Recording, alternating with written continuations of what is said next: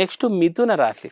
ఇక అత్యంత యోగ రాశులలో మిథున రాశి ఉందనే చెప్పాలి. వీళ్ళకి గజకేసరి యోగము, దీంతో పాటు విపరీత ధన యోగాన్ని కూడా వీళ్ళు పొందుతున్నారు. గృహ తర్వాత వాహనాలు ఇవన్నీ కూడా వీళ్ళకు వస్తాయి.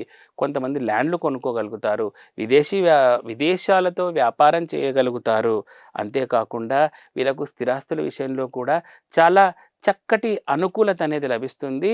అన్నదమ్ముల ఆదరణ అనేది కొంచెం సరిగ్గా లేనప్పటికీ కానీ వీళ్ళు చాలా ముందంజలో ఉండే అవకాశాలు ఎక్కువగా ఉంటాయి. మిథున రాశి వాళ్ళనేవి చాలా అద్భుతమైన ఫలితాలని రాజయోగాన్ని అనుభవించబోతున్నారు.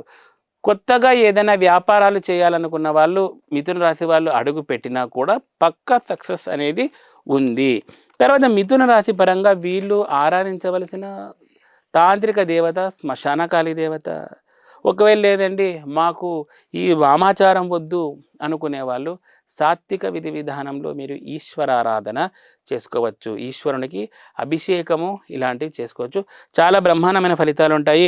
ఇక మిథున రాశి వాళ్ళు అవాయిడ్ చేయవలసిన వేసుకోవలసిన కలర్స్ వచ్చేసి అవాయిడ్ కాదు, మిథున రాశి వాళ్ళు వేసుకోవాల్సిన కలర్స్ వచ్చేసి dark blue and green colours prefer చేయండి. అండ్ వీళ్ళు అవాయిడ్ చేయవలసిన ఫుడ్ వచ్చేసి స్వీట్ పొటాటో. ఈ స్వీట్ పొటాటోని వీళ్ళు అవాయిడ్ చేయవలసి ఉంటుంది.